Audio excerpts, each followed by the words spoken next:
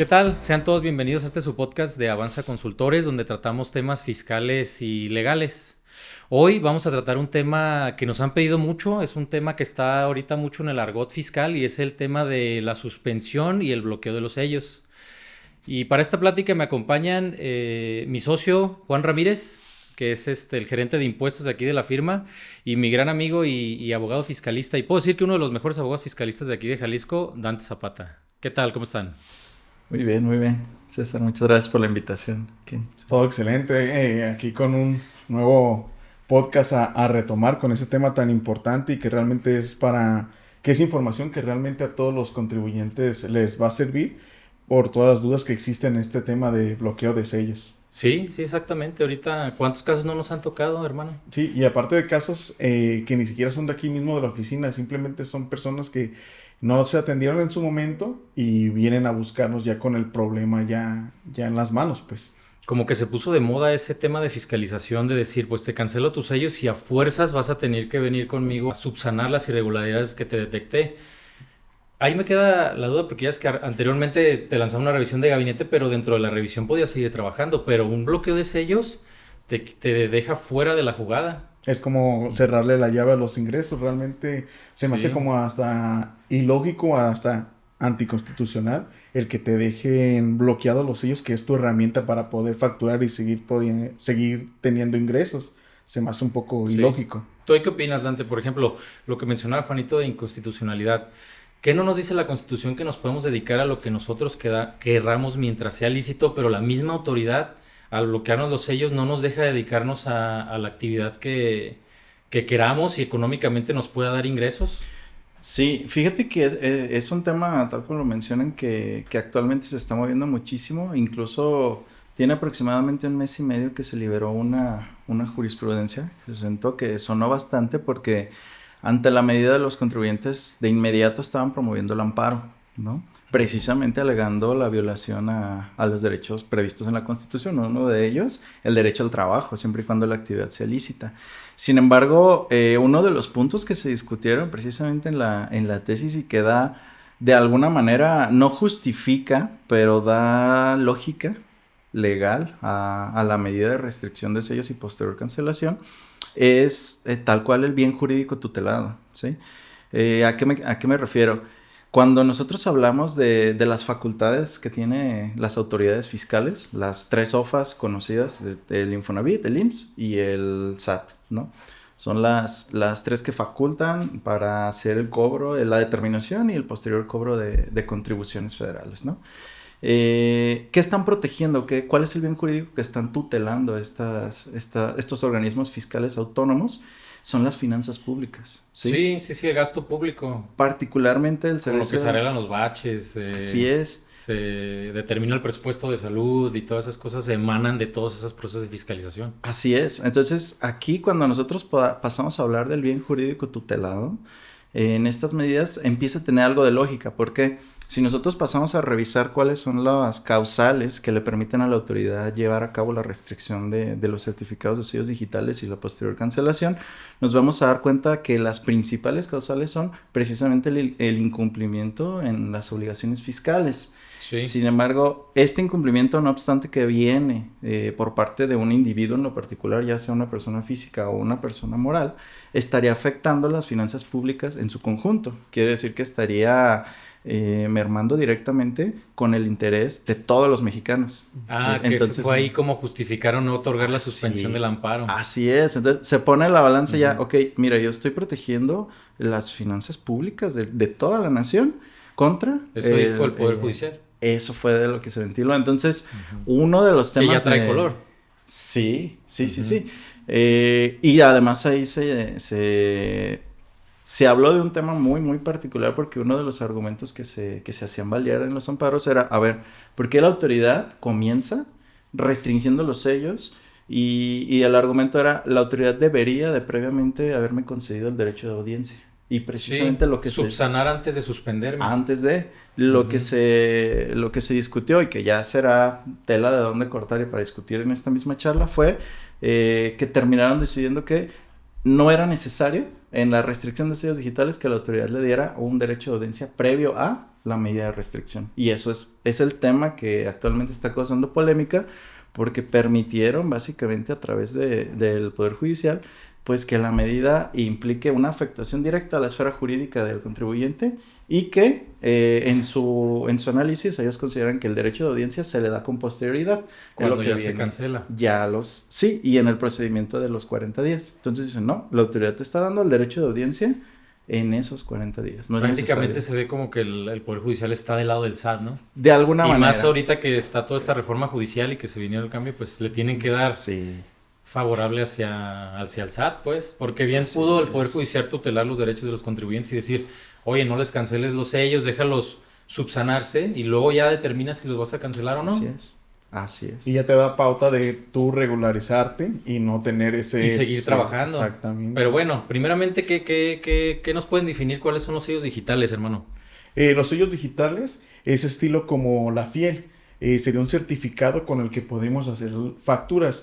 La persona moral y la persona física tienen el derecho de generar esos sellos digitales y con ellos timbrar facturas, ya sean facturas de recibos, ingresos emitidos o recibos electrónicos vía nómina también. Sí, luego la gente se confunde mucho con la fiel y los sellos, pero Correcto. Sí, son cosas distintas. Son dos cosas distintas, pero al mismo tiempo, simplemente tú observarlas, son muy similares. Simplemente a lo mejor tú... Sí, en el nombrecito del archivo. Correcto, en el Porque punto son C. archivos extraños para las personas normales. Pues no tienen un punto PDF, un punto Sí, un regularmente, dominio. exactamente, regularmente pasa que el cliente siempre le pides la fiel, te manda los sellos. Le Sí, pides se los confunde. sellos, sí. Y uno porque realmente... O te dice, no me dejó facturar y están con la fiel. Correcto. ¿Qué hiciste, contador? Sí, ya piensa Yo no que hice ya... nada. Ya piensa que hiciste mal uso o algo por el estilo. Sí pasa, la verdad que... Sí pasa. No, me sí, imagino. De hecho nos pasó hoy, ¿no? Sí, hoy nos pasó ahora. Sí, un cliente nos ajeró. Sí, así, pero es regularmente normal, pues, que pasen ese tipo de Y yo ajeré a situaciones. Juanito y Juanito ajeró a Fabián. Y fue un Un ajeramiento. círculo de ajeradas. Lo que yo recomiendo que a lo mejor que si tienen ya a lo mejor un contador que les va a revisar como el tema, que sí se lo manden, pero si en dado caso no quedaron a hacer algún trabajo a futuro con ellos, que con el siguiente contador, por lógica, que le pida una renovación de fieles, se pueden hacer esas sin ningún problema. Desde la página. Desde la página, Sin de hecho con un necesidad de- programa, hay un programa que se llama Certisat y ese mismo programa tú generas directamente una fiel nueva para que la otra ya le queda totalmente obsoleta y no haga mal uso de ella. Es una Sí. recomendación, pues, que se le da. Sí, que prácticamente los sellos se usan para facturar. Sí, exactamente. Pero luego el SAT sacó unos artículos, el 17H y el 17H bis. Sí, claro, que realmente es como ahorita toda la base del tema que vamos a Toda la tocar. base, sí, exactamente. Y ahí, ¿qué diferencia hay entre el 17H y el 17H bis? Mire, es importante diferenciar entre el 17H bis y el 17H normal. El 17H bis prevé como tal las causales y el procedimiento que la autoridad puede desahogar cuando considera que se actualizó alguna de las causales que vienen ahí y que comienza con la restricción de los certificados de sellos digitales del contribuyente. A partir de la restricción se le concede un plazo de 40 días hábiles para que el contribuyente Son hábiles. pueda... Son hábiles, ¿verdad? Son Sí, no me hábiles. acordaba, siempre se me confunde. El plazo, pues, de acuerdo al artículo 12 Que del son mismo 2 Código meses. Fiscal, sí, 22 meses. comienza a correr a partir del día siguiente en que surte efectos la notificación, como en la materia fiscal en general, y durante estos 40 días hábiles el contribuyente tiene la opción para poder presentar información y desvirtuar las irregularidades que le dio a conocer la autoridad.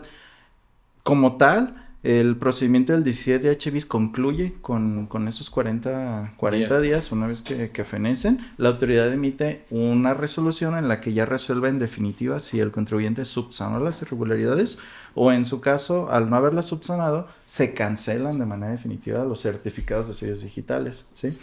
En ese momento pasamos ahora sí al 17H. El 17H ya prevé por su parte un procedimiento también sui generis que implica básicamente que el contribuyente tiene una oportunidad adicional para aclarar la causal que dio lugar a la medida de la autoridad. Una vez que el contribuyente presenta un caso de aclaración para aclarar las irregularidades que le dieron a conocer, la autoridad tiene 10 días para resolver dicha aclaración. Le emite una nueva resolución y se acabó.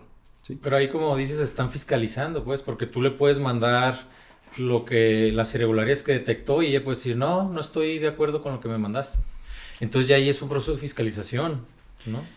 Y de fiscalización rápida, porque en 2 meses te fiscalizan. Fíjate que es un tema que se ha estado ventilando también y es muy interesante de comentar para efectos de determinar qué consideramos que la autoridad está haciendo uso a partir de este procedimiento. Como tú lo mencionas, está fiscalizando la autoridad a partir de dicho procedimiento. Si nosotros identificamos las causales, hay ciertas causales en las que Sí. podríamos interpretar que sí, porque hay algunas de ellas donde la causal es básicamente que el contribuyente hubiera declarado ingresos menores a los realmente percibidos. Entonces, Sí. vamos aterrizando en ese punto. Pero puede partir de un error, ¿no? A lo mejor él Puede. facturó 2 veces una factura y no se dio cuenta, y él obviamente no lo acumuló para el pago porque pertenecía a una misma operación, pero él, no, al darse cuenta, puede estar incurriendo en alguno de las causales del 17H y le bloquean sus sellos. Ese es Ese es el peligro, por eso te digo, ese es el peligro de que digas, ya me bloquearon, ya no me dejaron trabajar por un error a lo mejor administrativo. Ahí viene una controversia y se está discutiendo a partir del artículo 5.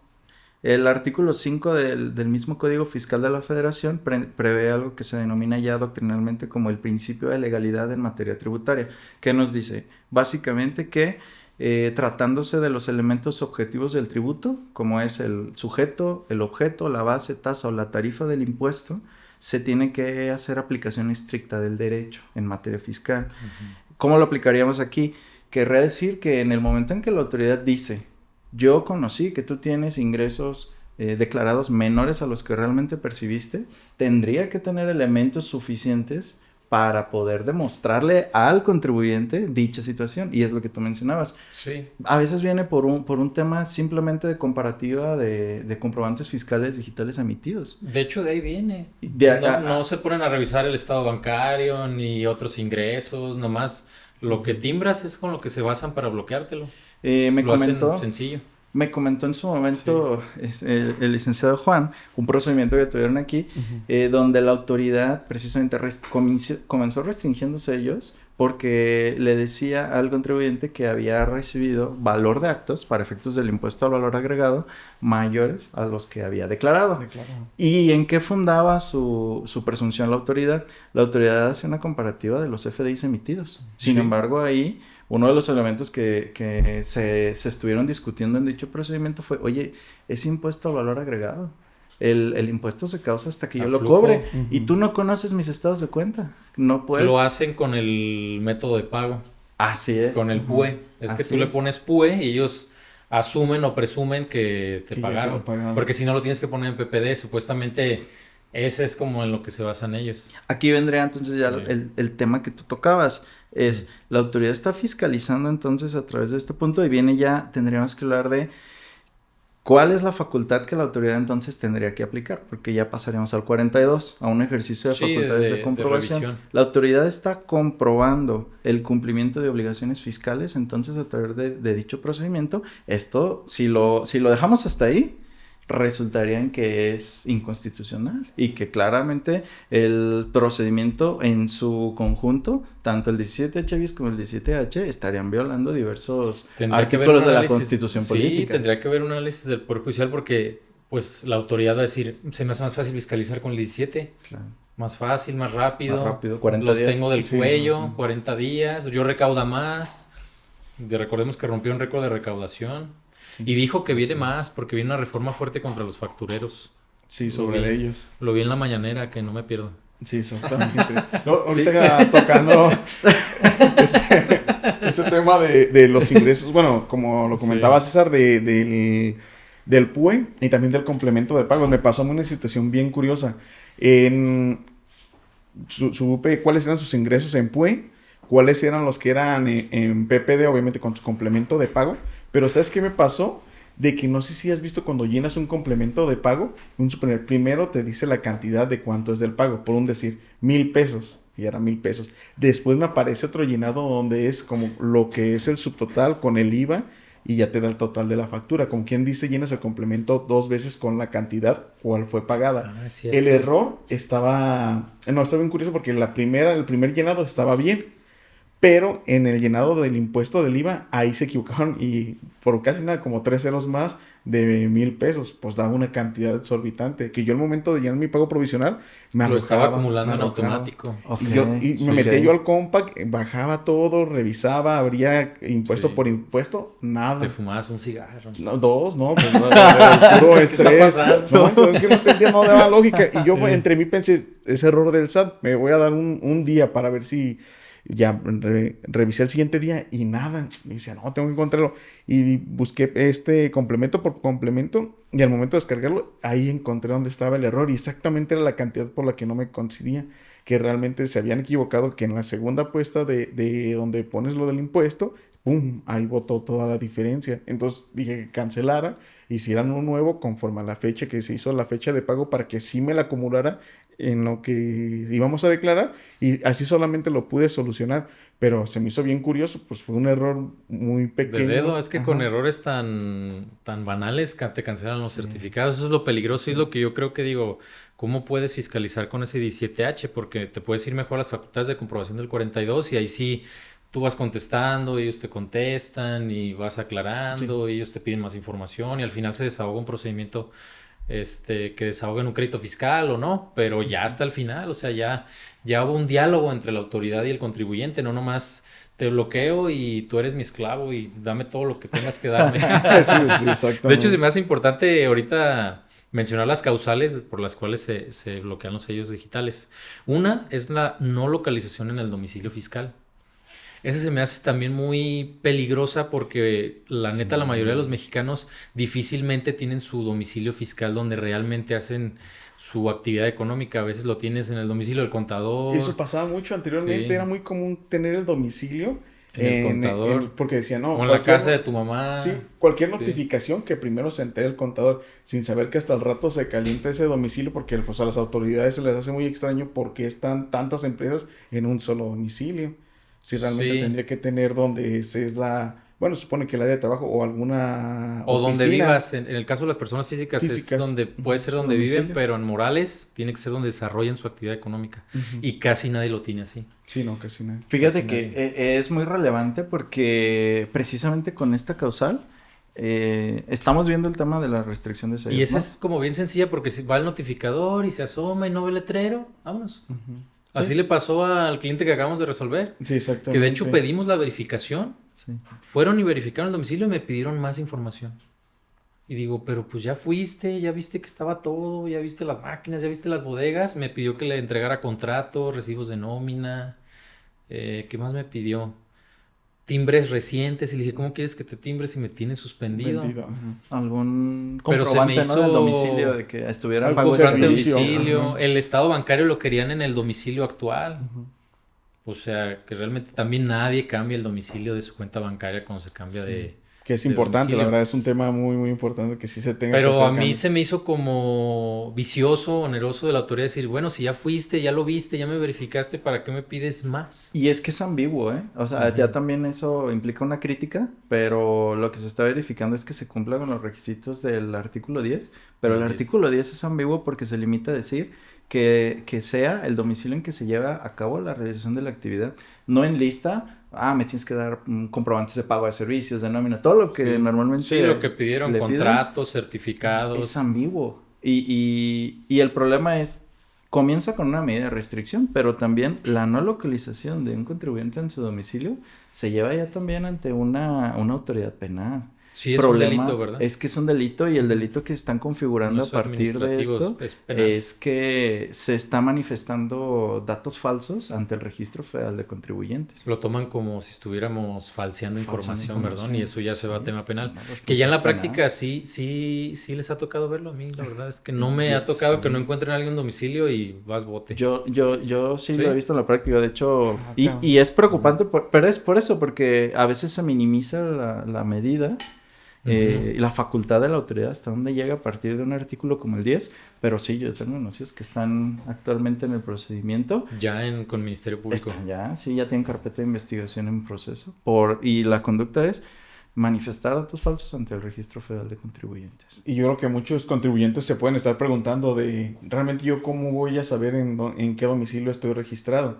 Entonces, como un consejo podría decirle a lo que, si tienes tu contador, le pides una Y constancia ahí dice, de situación fiscal y ahí mismo aparece sí, ahí tu dice, domicilio, que realmente si ves que es cerrada otro, 14. exactamente, si ven que realmente es otro, pues realmente sí es recomendable que lo pongan en su domicilio, en el Sí, que exactamente. realmente... Otra es la omisión de declaraciones. Ujú. Que no declares, que Sí. digas, pues a lo mejor yo me bronqué con mi contador y a la chingada en lo que encuentro otro. Pero si a lo mejor tardas, no sé, 3, 4 meses en encontrarlo y no estás declarando, eso también puede desembocar en una cancelación de sellos. Según yo son 3, ¿no? Digo, ahí dice Son periódicas o anuales. Puede ser una anual, el Ujú. supuesto es una anual o 2 periódicas, ¿sí? Sí, que 2 no mensuales. presentes enero y que no presentes febrero y bye Sí, bye. Sí, no importa que no sean consecutivas, puede ser cualquier mes. Sí. La que sigue así es es. emisión de CFDI que aparen operaciones inexistentes, los llamados factureros. Ah, ok. Que emitas una factura para deducir un gasto y que la autoridad te determine ya como un EFO. Eso también. Y esta es la también Ese, importante ese. que muchos contribuyentes lo hacen porque luego les piden una opinión de cumplimiento en positivo y como no venían declarando durante meses, dicen, pues mándala en cero. Ujú. Y esa variante entre mandar la declaración en cero y los CFDI emitidos desemboca en una cancelación de sellos. Y de hecho me atrevo a decir que es como la principal. Sí, Sí, sí, es sí, la sí, que vota en realmente. sistema rapidísimo porque para el domicilio tiene que ir un verificador, para el tema del 69 tiene que haber todo un procedimiento. Para la omisión tú estás consciente de lo que estás haciendo al omitir la declaración, pero de esa del ingreso dicen, decláralo en cero y no pasa nada, porque antes, yo me acuerdo 10 años atrás cuando era auxiliar y andaba en los despachos, era bien común, mándalo en cero, no tengo dinero. Ya cuando agarraban la anita, pues ya declaraban una complementaria y pagaban, pero ahora se ha vuelto más complicado.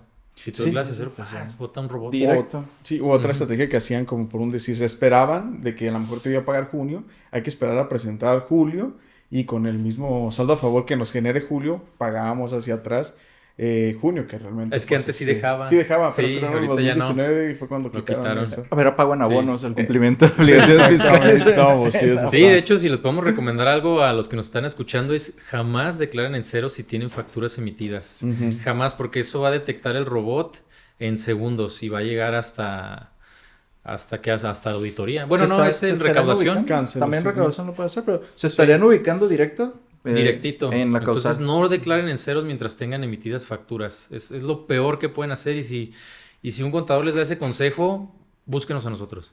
Correcto. Sí. Y también hay otra de inconsistencias entre ingresos declarados y FDI, lo que platicábamos. Y Ese la es el- irregularidades en contabilidad electrónica. También Ahí no te es- parece que también están entrando en un proceso de fiscalización. Digo, tú les mandas la cuenta electrónica y digan, este abono no me gusta. Ese movimiento, ese Y saldo. lo determine como inconsistencia y encuadre en esa fracción del 17. Sí, es que volvemos al tema.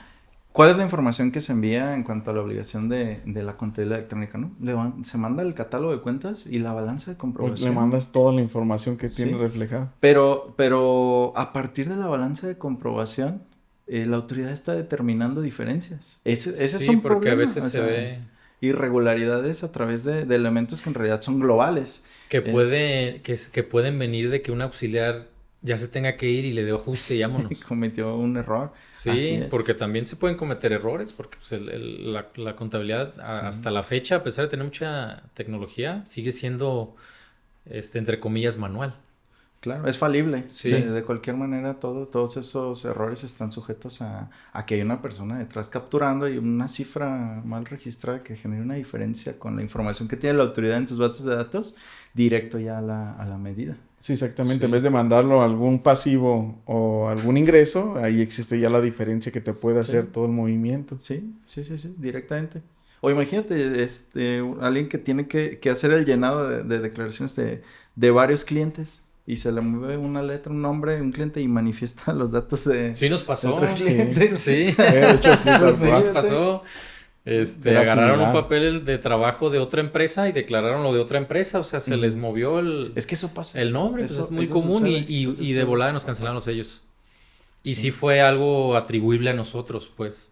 pero lo subsanamos de volada Aquí, y le regalamos una botella.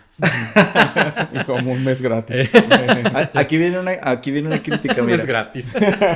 No Le compartimos el Netflix. Nomás uno, Sí. Hace rato tenía Spotify familiar y se armó el cotorreo. Aquí viene una Sí. crítica, mira, en cuanto a la medida que está haciendo la autoridad, ya hablando de cómo se desarrolla tal cual el procedimiento, cuando la autoridad lleva a cabo la restricción de los certificados de sellos digitales, comienza lanzándole la carga de la prueba al contribuyente. Sí. Eso, ahí ya estamos hablando de que se están rozando varios temas de inconstitucionalidad. ¿Cuál es el principio que estaría ahí empezando a vulnerar? Principio de presunción de inocencia. Sí.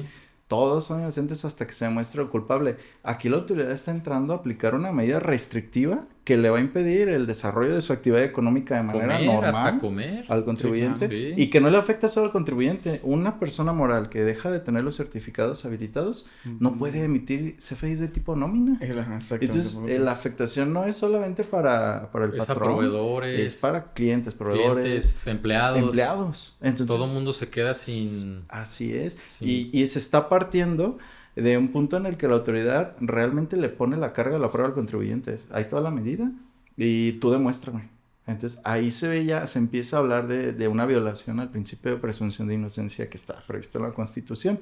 Ahora viene la respuesta. Yo como contribuyente exhibo mis pruebas. Ahora la carga de la prueba está con la autoridad. Sí, ya pateaste el balón hacia la autoridad Así es. presentándole los documentos que te pidió. El problema es que ya no hay, en el propio 17H bis y en el 17H, no hay un estándar ni un parámetro en el que se pueda medir en qué medida o qué parámetros va a usar la autoridad para determinar cuándo sí le demostraste y cuándo no. Sí. Ya realmente estaríamos hablando de una actuación arbitraria. Sí, Ya es porque están discrecional. fiscalizando. Sí. Sí, están Y nada lo fiscalizando. detiene, no hay un parámetro realmente en ninguno de los dos artículos para decir, tú te vas a tener que atener a este estándar de prueba, a estos parámetros para No, valorar y ¿sabes la qué están información. haciendo también? Se No, supone, no. y dice ahí en el artículo, que si tú presentas la aclaración te tienen que liberar los sellos y en los 10 próximos días ellos ya van a Determinar la determinar si te los liberan o no, pero no los están liberando.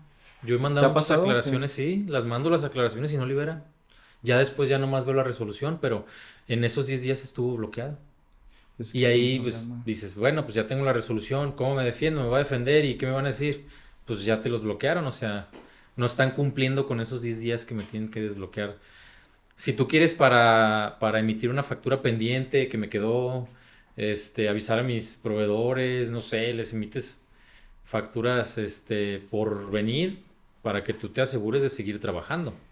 Es que ese es el problema de por qué es una medida que si bien en un principio es solo una restricción temporal, se va a terminar materializando en una cancelación definitiva. A mí me parece ya, y es lo que se ha discutido ya también en medios jurisdiccionales, que para poder aplicar una medida de ese tamaño y de esa afectación a un contribuyente, la autoridad no tendría que partir de una presunción o de una simple comparativa de datos. Sí, porque es que muy conocen grave. sus bases, O sea. es muy grave. Aquí ya viene otra crítica tal cual a la legislación mexicana. ¿Cuál es la crítica? La legislación mexicana adolece de la falta de un estándar probatorio. Si nosotros nos vamos a los tribunales internacionales que han avanzado muchísimo más en cuanto a, sobre todo a temas de valoración de la prueba, los tribunales internacionales manejan 3 estándares probatorios y dicen, si tú vas a iniciar un procedimiento, puedes tomar un valor probatorio menor, que son, yo conozco que hay razones suficientes, ese es el estándar probatorio. Después, para el desarrollo del procedimiento se tendría que cubrir un estándar probatorio medio, que son motivos fundados para creer que, y ya lo que se esté presumiendo, ¿no? Y por último, cuando la autoridad va a llegar ya al final del procedimiento y a ejecutar una sanción o una medida, el estándar probatorio es el máximo y es más allá de toda duda razonable. Quiere decir que no puede caber la duda de que la persona que se está imputando es inocente o que hay algún atisbo de que no sea lo que se está manejando, ¿no? El problema es que nuestra legislación mexicana, me atrevo a decirlo así, no hay ninguna ley, ningún código, ningún reglamento que prevea un estándar probatorio. ¿Qué significa eso? Pues la autoridad está actuando de manera arbitraria, porque para aplicar una medida de este tamaño y de este nivel de afectación, ¿Qué estándar probatorio desde mi punto de vista tendría que cubrir? Pues más allá de todo El lo más alto. razonable. El más Sí. alto, porque le vas a cancelar los Como el tema que te certificados. platicaba del domicilio, o sea, ¿cómo va a quedar dura razonable si fuiste a ver el domicilio? O sea, ¿por qué me pides más información que me va a tomar Así más tiempo en que me liberes los sellos? Así, sí, es un Y bueno, problema. pues ahora sí que recomendarle al contribuyente qué harían en caso de que les cancelaran los sellos digitales. Lo O sea, primero, ¿qué armas tienen ¿Qué ellos para opciones? poderlos liberales? ¿Qué opciones? pues la primera, pues sería buscar a Avanza Consultores, que esa sería la número Ándale, uno. hermano. Aprovechando, metiendo. No, pues realmente ver primero el motivo por qué fue la cancelación. Sí. Antes que nada. Revisar su buzón y ahí va a venir el acto administrativo donde les dan a conocer por qué se los suspendieron. Sí, tal cual la resolución donde viene el motivo por qué fue tu suspensión de sellos digitales. Y ya de ahí en más, por sí que tratar de subsanar junto con el contador cuáles son la información. Y si ni así la autoridad queda contenta con lo que le entregaste. O sea, Ah, que se vayan al bloqueo definitivo. Fíjate que durante el procedimiento de restricción de certificados de sellos digitales, lo que se tiene como herramienta es la aclaración, ¿sí? La El primerita caso de instancia, aclaración, podríamos decirle, el así primer es, paso. así es la primera instancia. Se tienen que apegar a enviar la información a través del caso de aclaración y tratar de desvirtuar las observaciones.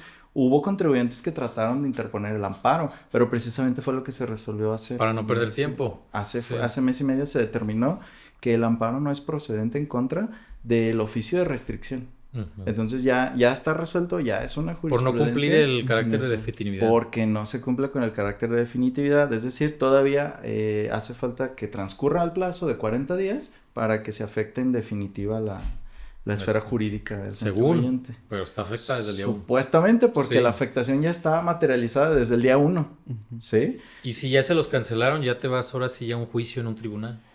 Sí, el problema, ahí viene otro problema. Si ustedes por ahí tienen algún conocido, alguien, algún cliente y le echas un vistazo a los oficios, se van a dar cuenta que el oficio de restricción, al final, no tiene señalado que sea susceptible para los medios de impugnación. No. ¿Sí?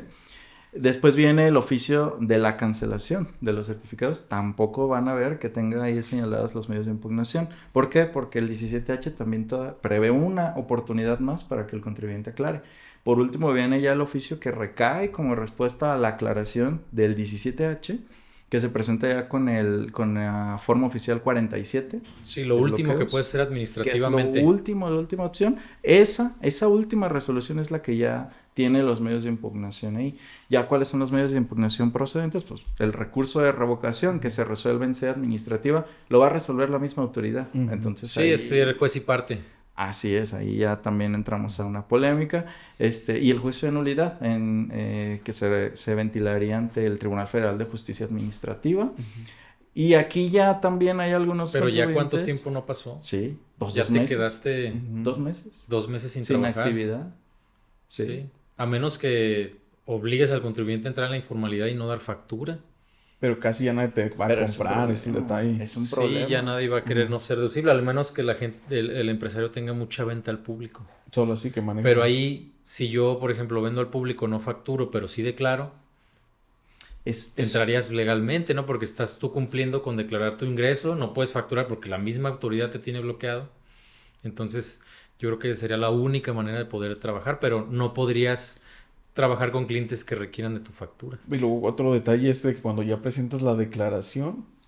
No, me perdí. Pensé, te iba a decir que ya no tenías que firmar la de esta, pero no, la fila sigues teniendo. Sí, la Ajá, fiel sí. El sí. problema es que los Sí. clientes no, en su mayoría no van a aceptar. ¿Por qué? Porque una operación con un proveedor para el cliente representa una deducción. Sí. Pero un requisito de las deducciones es que estén amparadas en un comprobante fiscal digital por internet. Entonces, desde el momento en que una persona moral tiene impedidos o persona física la emisión de CFDIs, le afectan también para Ahora efectos él de sus podría caer en clientes. la Informalidad. informalidad Sí, y en, claro, en las es un diferencias. problema. Con independencia de que reconozca el ingreso, pero ¿qué cliente va a admitir que no le emitan un CFDI y a Son muy perder pocos. la deducción?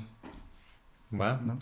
Pues, ¿qué estrategias de prevención le podrían decir a los contribuyentes para que no caigan en los supuestos de la restricción o cancelación de sellos, porque es un dolor de cabeza, pero brutal, que no puedas trabajar. ¿Qué le recomendarían al auditorio? Pues mira, yo considero que primero estar muy al pendiente del cumplimiento de las obligaciones fiscales en tiempo.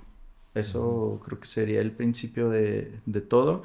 Estar pendiente también del estatus que tienen ante el Registro Federal de Contribuyentes. Ya vimos que uno de las causales es que no lo haya localizado la autoridad. Entonces, estar al pendiente del Estar buzón localizado. tributario, estar Sí. localizado, estar al corriente del cumplimiento de las obligaciones fiscales y, importante, yo sí recomendaría también hacer una evaluación, un análisis, porque tú lo mencionabas, a veces los antecedentes que ubican la causal que es la más utilizada es diferencia en ingresos. Sí. Y la causal que están usando es, yo veo en el CFDI el PUE, en la forma de pago, y entonces la autoridad ahí presume que ya está cobrada la contraprestación. Sí, Entonces, tener cuidado ahí. para mí es una práctica indebida en cuanto a la emisión de CFDIs, el hecho de que se facture con PUE cuando no es así. Y a veces se minimiza el efecto que puede tener. Entonces, una sugerencia muy relevante es manifestar el tipo, la forma de pago que realmente tuvo lugar en las operaciones. Y estar al pendiente de si no te pagaron, cancelar. Así es. Porque a lo mejor tú le metes una factura y no te la pagan y tú dices, bueno, la dejo viva. Así Pero es. no, hay que cancelarle, Sí, hay que cancelar. tener. O si Así realmente es. te queda la duda de que a veces el cliente es mala paga y estás en los últimos meses en el último día del mes, mi recomendación podría ser también facturarla en PPD. Si queda dentro del mes, simplemente le haces su complemento de pago y acumula para ese mes. Y si viste que realmente ya te pagó hasta el siguiente mes, otra vez su complemento ya con el mes nuevo y ya no te va a acumular si lo hiciste en PUE, ya no te va a facturar para atrás. Siempre es como tener esos Sí, un estatus, candadito. un candado ahí Sí. con tu cliente. Sí, un seguro. En este caso, sería bien pedir una verificación de domicilio tú para tener como más control en el estado, más seguridad de que si te llegan a revisar que realmente sí es tu domicilio. Sí, claro que sí. Súper recomendable. Sí, pues hipotéticamente el tema del artículo 10 es, pues un contribuyente realiza su actividad económica en su domicilio, ¿no? Ahí sería cuidar sobre todo aquellos giros que por su naturaleza puede que estén llevando a cabo la actividad fuera del domicilio, ¿no? Por ejemplo, sucede seguido con algunas prestaciones de servicios, de servicios transporte de profesionales, mercancías o intangibles donde a O veces... la gente que se dedica a redes sociales, pues ellos Así es, trabajan sí. desde su lab, digo. Y están a lo mejor en su casa o se cambian de ciudad Sí. y no actualizan su domicilio fiscal, pues puede que por ahí los estén Sí. encontrando fuera de... Sí. Y bueno, yo personalmente recomendaría a los contribuyentes concientizarse, o sea, empaparse de estos temas, saber qué es lo que está bien, qué es lo que está mal. Digo, a lo mejor sí es un tema muy complicado que ya después el contador podrá realizar, pero en la práctica sí concientizar detallitos como no emitas la PUE si no te van a pagar, si ya metiste el PUE no te pagaron, cancelar, estar al pendiente de que tus obligaciones fiscales estén correctas, verificar que tu domicilio o sea, concientizar, que tú seas consciente de lo que puede pasar si no traes Las obligaciones fiscales las al obligaciones corriente. fiscales al corriente, porque Sí. la verdad de un tiempo para acá ha estado más fuerte la fiscalización, pero antes pues a los mexicanos realmente les valía madre, pues hasta que caía un problema es cuando se ponían a ver, pero ya la autoridad nos está empujando a todos empaparnos de estos temas, o sea, todos estar conscientes del tema fiscal, como por ejemplo en Estados Unidos, que ellos son súper conscientes del tema fiscal y lo tienen súper presente en todas partes, y aquí como mexicanos no, pero de un tiempo para acá yo lo siento más invasivo el tema de la fiscalización. Fíjate que yo acabo de ver, precisamente el fin de semana vi un número, cerrando este tema que tú comentas, veía una cifra, el 56% de los mexicanos trabajan en la informalidad. Sí, Es decir, no pagan brutal. impuestos. Sí, 56% de todos los mexicanos que son reciben 60, ingresos, 60 millones. que llevan a cabo una actividad económica, no pagan impuestos. A ver, ahí entra también un tema a discutir, pero yo no quiero abordar el tema de qué representa el pago o no de los impuestos, pero representa esto, ¿no? La cultura fiscal de un país. No, y quiere decir que el otro 46 es el que mantiene al país. Está soportando la base La carga contributiva, fiscal. la carga fiscal. Ajá. Y de hecho yo creo que es un problema todavía más grande los de sueldos y salarios, que realmente ellos son los que casi pagan todo el ICR. Sin excepción. Sin excepción, porque Sin te lo excepción. retiene directamente de tu nómina. Directamente Así la es. persona moral. Sí, son los que cargan con el presupuesto de egresos. Están Correcto, cargando con el país. Cargan con el país los trabajadores. Ujú. México es un país de trabajadores, no de empresas, si lo queremos ver de una manera más global. Bueno, pues muchas gracias por habernos acompañado. Muchas gracias, Dante, por haber Gracias a venido. ustedes. Muchas Muchísimas gracias, gracias, hermano, César. por venir por primera vez a esta nueva etapa de los podcasts. Aquí nos estaremos viendo. Claro que sí, hermano. Y recordar a todo el auditorio que estamos en redes, en Instagram, en TikTok, y que si tienen algún problema nos pueden contactar vía Instagram. Y muchas gracias por habernos acompañado.